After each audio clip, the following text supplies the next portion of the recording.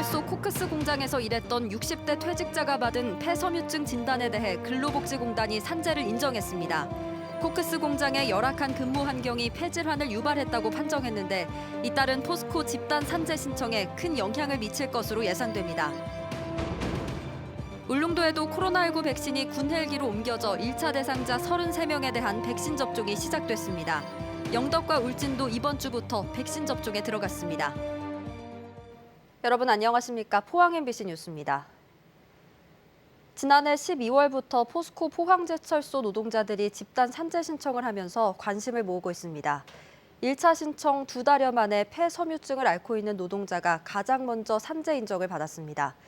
포스코 노동자가 폐섬유증으로 업무상 질병을 인정받은 건 처음이어서 큰 파장이 예상됩니다.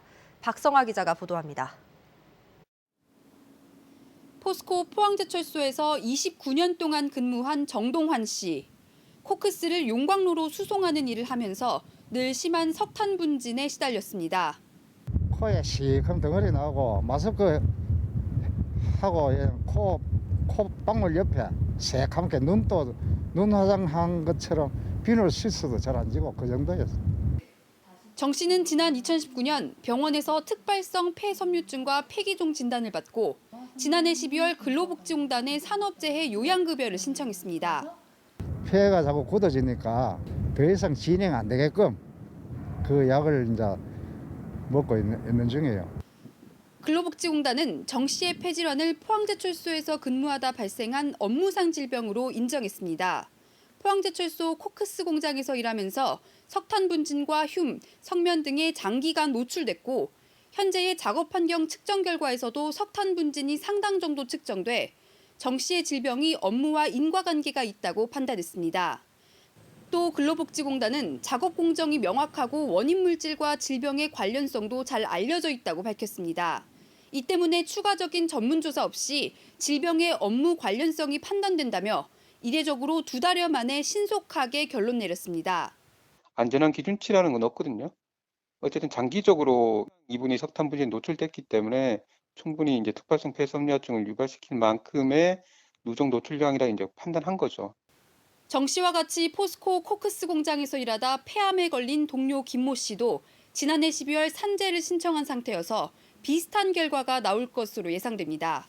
지난해 12월 이후 집단 산재를 신청한 포스코 노동자 14명 가운데 9명이 폐질환을 앓고 있습니다. MBC 뉴스 박성아입니다.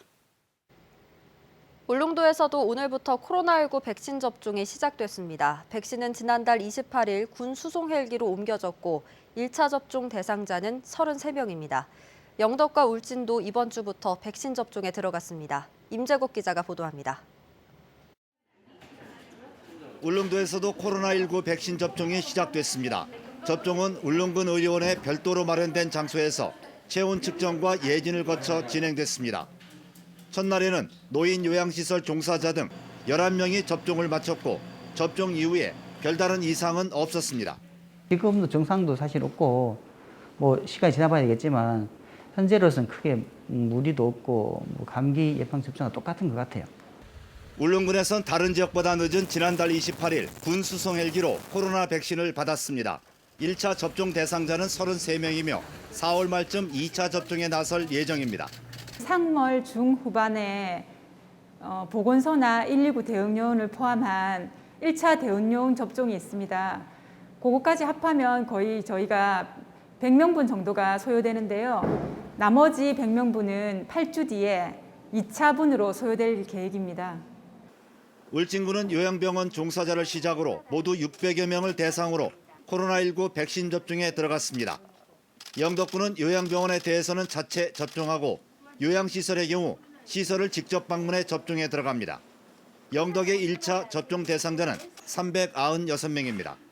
위탁 의료기관으로 지정되어 있는 아산병원에서 시설을 찾아가서 직접 방문 접종을 하게 됩니다. 주민 편의를 위해서 저희가 직접 이렇게 보건소에 와서 접종을 안 하고 직접 시설에 방문해서 접종하는 걸로. 일선시군은 1차 백신 접종 이후 대규모 접종을 안전하게 진행하기 위해 예방접종센터와 위탁 의료기관을 지정해 운영하기로 했습니다. MBC 뉴스 임재욱입니다. 경북 지역의 학교도 등교 수업을 시작했습니다. 코로나19 사태 이후 벌써 두 번째 맞는 새학년인데요. 돌봄과 학습 공백을 막기 위해 전교생이 등교하는 학교는 지난해보다 늘었고 학급당 학생 수를 줄여 밀집도는 낮췄습니다. 엄지원 기자가 보도합니다. 마스크를 쓴 학생들이 학교로 향합니다. 학생들이 학교 건물 입구에서 열화상 카메라와 온도계로 체온을 측정하고 손 소독을 한 뒤 교실로 들어갑니다. 열이 있는 학생들은 열이 떨어질 때까지 별도 공간에서 대기합니다. 학교에서는 반드시 마스크를 착용해야 하고 교실에선 책상도 혼자 씁니다. 어떤 친구 만나고 할지 떨렸어요. 그리고 친구 못 사귈까 봐 걱정도 되고 했어요. 올해는 등교 수업 대상이 크게 늘었습니다. 지난해 고교 3학년 매일 등교에서 올해는 돌봄이 필요한 유치원과 초등 1, 2학년, 특수학교 전체가 매일 등교합니다. 교육부가 전교생 매일 등교가 가능한 소규모 학교 기준을 학생 수 300명에서 400명으로 넓히면서 경북엔 72%, 665개 학교가 전원 등교를 실시합니다. 나머지 학교는 최대 3분의 2까지 등교가 가능해 격주 등 학년별로 등교 기간을 조정합니다. 방역은 더 강화됐습니다. 경북교육청은 학생 수 40명 이상의 모든 학교에 보건교사를 의무적으로 배치했고 방역 인력은 지난해 3배 규모로 확충했습니다. 또 학생 30명 이상이 있는 과밀학급을 나눠 44개 학급을 증설하면서 교실 안 거리 두기를 확보했습니다.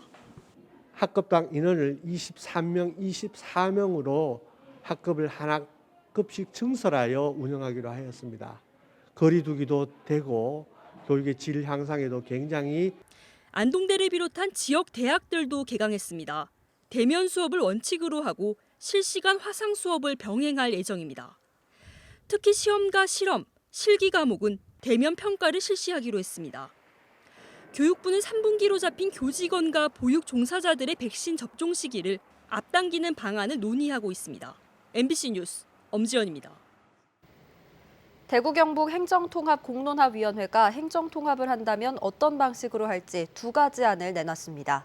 특별광역시 형태로 할 것인지 특별자치도 방식으로 할 것인지 둘 중 하나로 정하겠다는 건데요.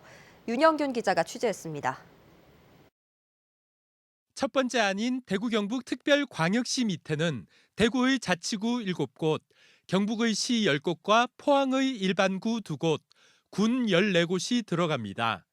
대구 경북 특별광역시는 상하수도와 폐기물 처리, 도시계획과 도로관리, 대중교통과 같은 대도시 광역 행정 기능을 위주로 운영됩니다.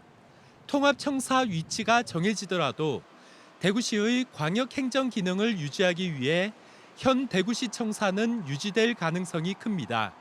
이 방안은 기초자치단체 행정체제가 거의 바뀌지 않아 주민들의 혼란이 적습니다. 대구광역시의 기능 일부가 자치구군으로 넘어가 자치 역량이 커지는 장점도 있습니다. 반면 대구 경북 특별광역시 밑에 또 다른 시가 존재하게 되고 기존 대구광역시와 경상북도는 없어집니다.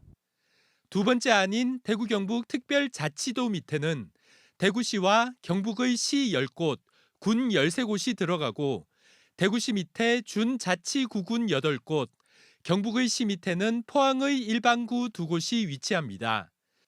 물리적 통합이 아닌 융합형 통합 방식으로 초광역 단위의 분업적 발전 모델이 가능합니다. 하지만 대구의 구들은 자치구 지위를 잃게 돼 구청장과 구의원을 뽑을 수 없으면서 주민자치 기능이 약해지는 단점이 있습니다. 대구 경북 특별광역시가 되든 대구 경북 특별자치도를 만들든 특별법 제정이나 지방자치법 개정이 필요합니다. MBC 뉴스 윤용균입니다. 울진군과 울진군의회, 울진범군민대책위원회, 국민의힘 박형수 의원 등은 오늘 청와대 앞에서 공동 기자회견을 열고 신한울 3사 호기 건설을 즉각 재개하라고 촉구했습니다. 또 신한울 3사 호기 건설 중단에 따른 위법성 검증을 위해 청구한 국민감사를 철저하고 공정하게 조사하고 원전 건설 중단으로 지역의 경제적인 피해가 컸다며 특별 대책을 수립할 것도 요구했습니다.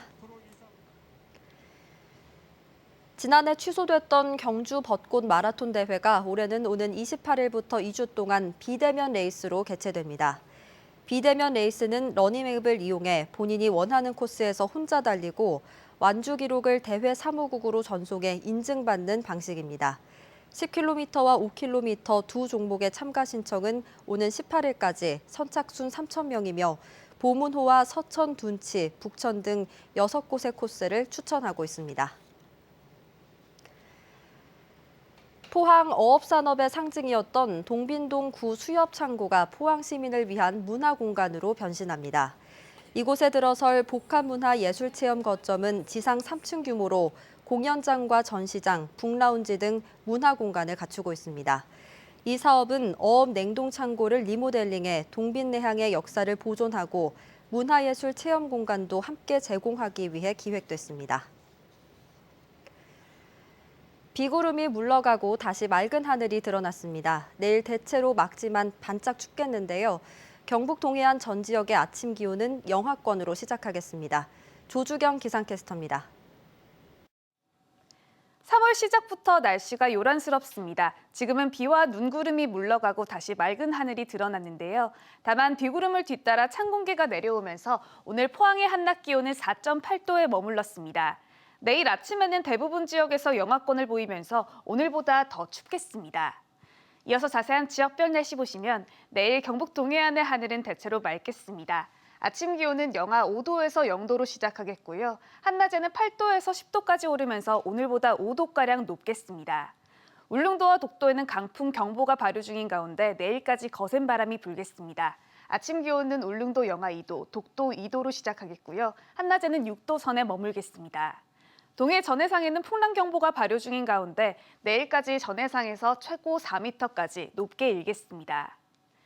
이번 반짝 추위는 내일 낮부터 금세 풀리겠지만 비 소식이 잦습니다. 목요일과 금요일 비가 내리겠고요. 또다시 토요일에 눈이나 비가 예상됩니다. 날씨였습니다. 경주시는 올해 교육 분야 산무 정책에 지난해보다 18억 원 늘어난 138억 원을 지원합니다. 올해부터 무상급식이 초중고 전학년으로 확대되고 중고교 신입생 3,800여 명에게 30만 원의 교복 구입비가 지급됩니다. 또 글로벌 관광도시 경주에 걸맞는 영어체험 학습과 미래인재 양성을 위한 창의융합 로봇 코딩 교육, 공교육 내실화를 위한 중학교 보충활동비와 고등학교 특성화 프로그램, 유치원 온종일 돌봄교실, 초등학생 방과 후 돌봄교실 프로그램도 함께 지원합니다. 경북 지역 보건소와 요양병원에서 지난주부터 시작된 아스트라제네카 백신 접종이 오늘부터는 요양재활시설까지 본격화됐습니다.